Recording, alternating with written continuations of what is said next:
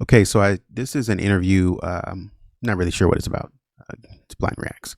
But I think they said that this was his last interview. I don't know if I'm wrong. Sue me. But here we go. Again, we're looking at things of his personality, that sort of idealist kind of thing, introverted, intuitive, feeling, and perceptive. So I do a book show in Much, where talk to You do what? a book show. Oh, Talk to different people about fave books that you've read and how is I can already tell from right here. He's reserved. where talk to you do what? a book show. Oh, Talk to different people about That smirk. It's not a smirk, but it's like a hi, you know, not really. I don't know. It's just like this perpetual feeling that he doesn't want to be somewhere, fave books that you've read and how it's inspired you, or but trying to be open minded. Okay, I'm just gonna try to hear her out. Maybe she's cool, but it's like he's clammed in. He's already clammed in, like just by his what I'm looking at, his facial expressions. He's already clammed in. Doesn't really want to have a conversation, but I'm here. Typically, what he might be doing when he goes into interviews is just kind of hoping that the person is cool, maybe. Um, what you learned. but if this is his last interview, then he's got things on his mind that he's thinking about. He's already in the process of thinking about um, not wanting to do this stuff any longer. From it or something like that. hmm So do you have a book that comes back to you every once in a while? yeah. Well, I've read Perfume by Patrick Susskind about 10 times in my life, and I can't stop reading it. It's like something that's just stationary in my pocket all the time. It just doesn't leave me, and every time I'm bored, like I'm on an airplane or something, I read it over and over again. Because I'm a hypochondriac, and it just affects me. It makes me want to cut my nose off. What's the book about? It's about this perfume apprentice in France. That idealistic other world is why he's using that book. At the turn of the century, and he is disgusted basically with all humans, and he just can't get away from humans. So he goes on this trek, this walk of death, where he goes into the rural areas where there's woods all over the place in the small villages, and he only travels by night, and he just every time he smells human, like a fire from a far off way, he'll just get really disgusted and hide, and he just tries to stay away from people. I Huh. can relate to that. Dang. Do you ever use Dang. That dang. That gave him a little bit of joy. He was like, yeah, I'm disgusted with you guys. I'm trying to get away from y'all. Y'all won't let me. I'm trying to, but you won't let me. And so, you know what's funny, when if we go back and look, she asks him, okay, what was the last book you read? And he was thinking about it for a second, but I'm surprised at how fast he came back with an answer. He acted like he was thinking about it, but he came back with the answer like really fast because he already knew what he was reading. But it sort of signifies to me that he was ready to launch into this sort of philosophical proposition to kind of discuss, because a lot of people in his a lot of people like him, they will do that, and being that sort of abstract thinker, they will do that. They will launch in and say, I already have something on my mind, because he's thinking all day long. You got to realize his mind is already there in different scenarios all day long. So he's already thinking about that. So when she asks, what book did you read? He's like, boom, I already have it. I don't want to be too forward, but this is the one I've been reading, and he already knows, like, backwards and forwards, the theories in the book and the ideas in the book, and so he can communicate the ideas in the book and even go to the next step to say that this is how this applies to me. That's funny, because right here you're looking at a look that's, oh well, I don't know, but then that look, it's kind of funny. That look kind of transforms into more of a sheepish grin, in that I knew what I was talking about all along. I'm trying to get to sometimes people can be one way, but if you keep going, then you'll really see that people aren't this and that.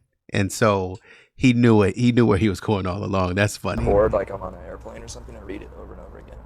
Because I'm a hypochondriac, and it just affects me. It makes me want to cut my nose It's not off. serious. what's the book about? It's about this perfume apprentice. He's not serious, and he's joking around with her. It's interesting. And that's his way of interacting with people, in terms of I just wish we could all just be less serious. He's so young at 27 that it tells me that sort of, youthful spirit never left him. But, the seriousness of everything, getting in front of executives and I want to be a father. Maybe I want to be a husband, but the seriousness of everything. Oh, you have to be a responsible adult now. I think that was something that, though that the seriousness of life is something that he didn't prescribe to in the way that I think people at the time and maybe even now defined it.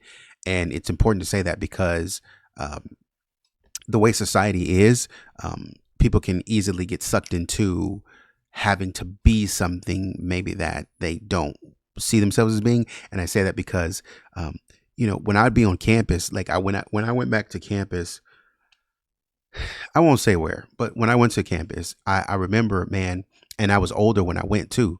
It's like 2 years ago or something like that. And I was older when I went, but I would see all the young kids and I'd be just chilling, walking to class, taking it easy. Like I'm not in a rush anywhere, but I would see all the kids rushing to class. I remember seeing one. I was like, man, I wonder where they're going. Cause I had been out in the professional world before I went back to school. I mean, I had been out in the industry, for maybe 4 or 5 years. So I was like, I know what it is to rush around and, you know what I mean? And act busy and be busy. These kids have never done that, to the capacity. And so maybe some of them have, I know a few have, but most of them haven't.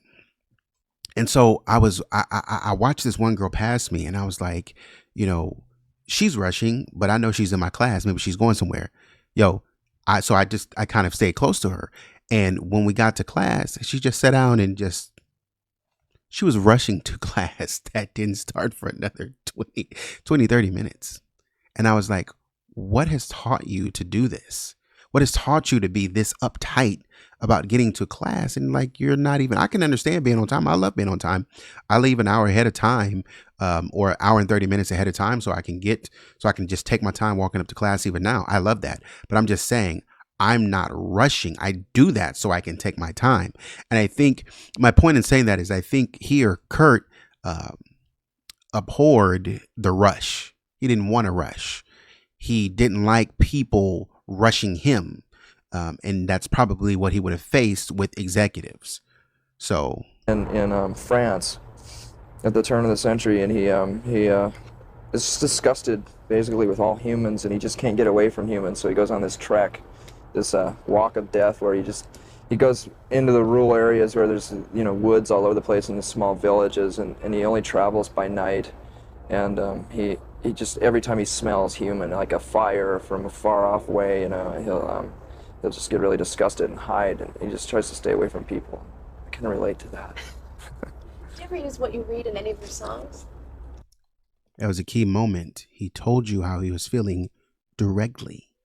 It's not, sometimes you got to step outside of the interview, take the camera down, take the mic down and say, you okay? Everything okay?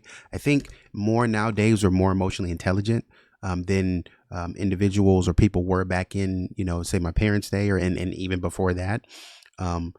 I think the more, our generations go along, the more we live, the more emotionally intelligent we become, because he just told you the story and he said, I kind of relate to that. What she could have done is, oh, really? How so? Why do you say that? So you think this and that, and maybe prodded a little bit more. Maybe she talked to him after this interview. I don't know, just a little bit about it. But right here, just kind of seeing after that statement was made, he goes and takes a puff, but it looks to me like his eyes are wandering off into right real quickly before the next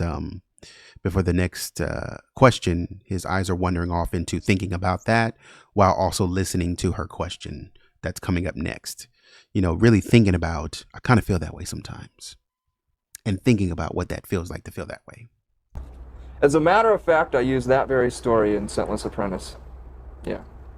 So off way, he'll just get really disgusted and hide, and he just tries to stay away from people. I can relate to that. Do you ever use what you read in any of your songs?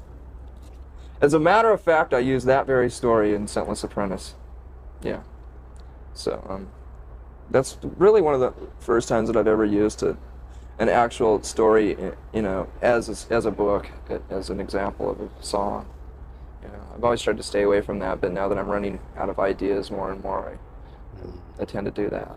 Is it hard when you spend your whole life doing the first few albums and then suddenly everybody needs their... I wonder why he said that. It's a very simple statement. I'm running out of ideas more. I tend to lean on this. It's possibly, obviously, because there was a lot of raw emotion, like we talked about in the intro. There's a lot of raw emotion there. However, now 3 years in, he's running out of ideas, especially with two bandmates. He's running out of ideas. I wonder what that means, because it doesn't just mean like, because as an artist, there are spells to where you just lose your sense of creativity. You just lose it. But I wonder what that means coming from him. attention. You have to do interviews. You have to travel around, and suddenly He just seems so disengaged. You know what I mean? Like it's like the way he's blinking and shifting, from foot to foot, like he just looks so disengaged.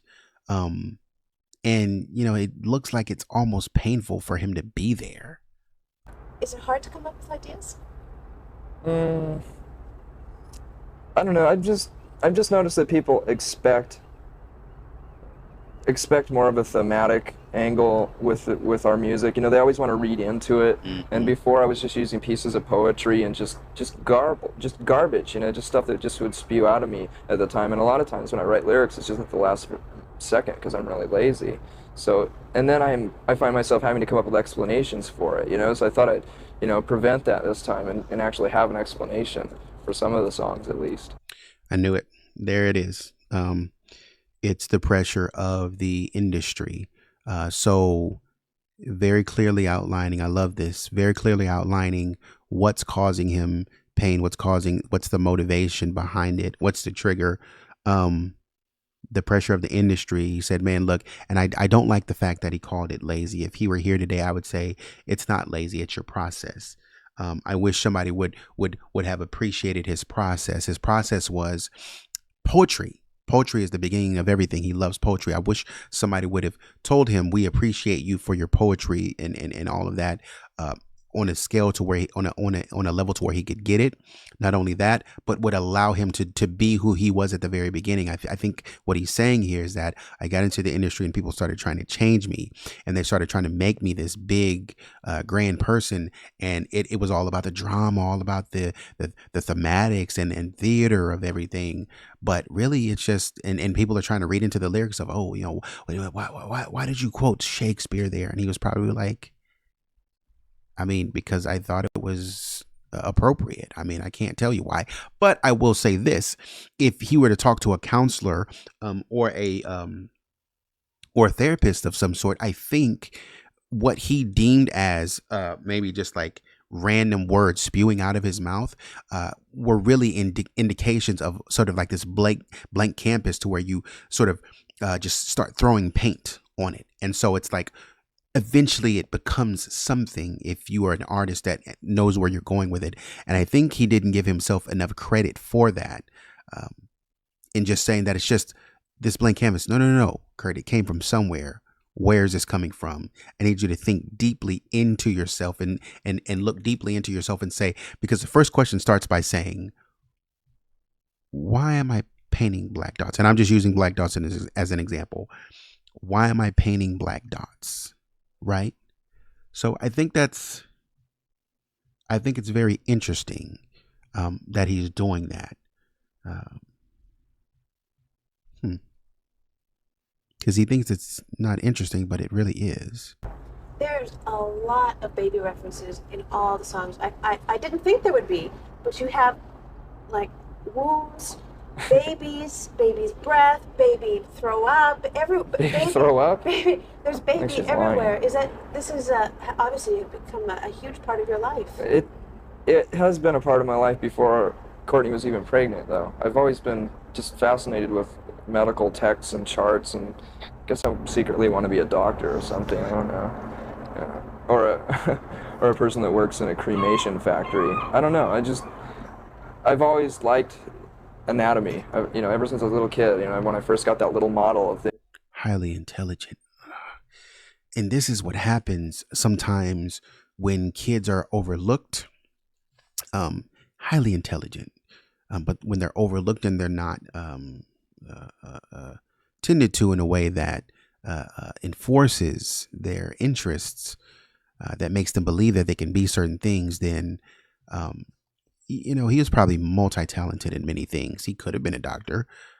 I don't think that would have been a good idea based on what I'm seeing here. That would have been a terrible idea because of the expectations would have been higher, I think, for a doctor. Oh, that and the expectations for a doctor would have been combined with oversight boards directly following you every step of the way, tests and exams, more structure, and he's open. He doesn't like to do that stuff. He likes to sit and think about things where they're like, oh, you don't have time, tell me what it is right now. So that's just invisible man, or the visible man. It's just something I really like. And it's like in today's world, we're more so in tune with not so much structure. I mean, we still have structure, accounting, finance, things of those natures, but we start to think about things in a different context. I don't have to be an accountant in a firm. I can be an accountant for myself. I can consult privately. Not only that, but I can consult for this specific thing. So it's like allowing us more to think outside of the box, right? I can get creative with my name. I can let my name be expressive of who I am as a person, and not necessarily have to make a name for my business that appeals or appeases the corporate world. People in the corporate world who see my business will want to get to know me more and meet me and get it. So that's, interesting. And since I've become a big rock star and made a bunch of money, I found this place in the Mall of America in Minneapolis that sells nothing but medical stuff. It's a medical supply store that they've offered. He's very well aware. He's very well aware of that camera right there. He doesn't like it. It's really great. I bought all these fetuses and, anatomy men and charts and stuff. And it was like a dream come true, because I've always been really poor. And if I could find something like that in a secondhand store, I'd barely have enough money to buy it. And a lot of times I couldn't buy that stuff. So I just went on this rampage of buying all this stuff. And I think I've overused it, for like pictures for the album. And I don't know. I just went overboard on it. I like that. That's starting to make sense. For the Utero album, it's starting to make sense. Yeah, that's interesting. I'm gonna stop it right there, but we're just now getting into it, man. We're only 4 minutes in, and he's said some deep stuff. He's already telling us so much about his motivation for being an artist, why he I want to be, maybe I should have been a medical doctor. So there's something about birth, something about being born, something about things being small, possibly having to do with going back to a time where there was innocence, maybe before his parents got divorced, as we saw. Very interesting. Thanks for watching. Like, share, subscribe. Let me know what you think. Maybe you're a fan. Maybe you can give me more context in certain instances. But until next time, take it easy.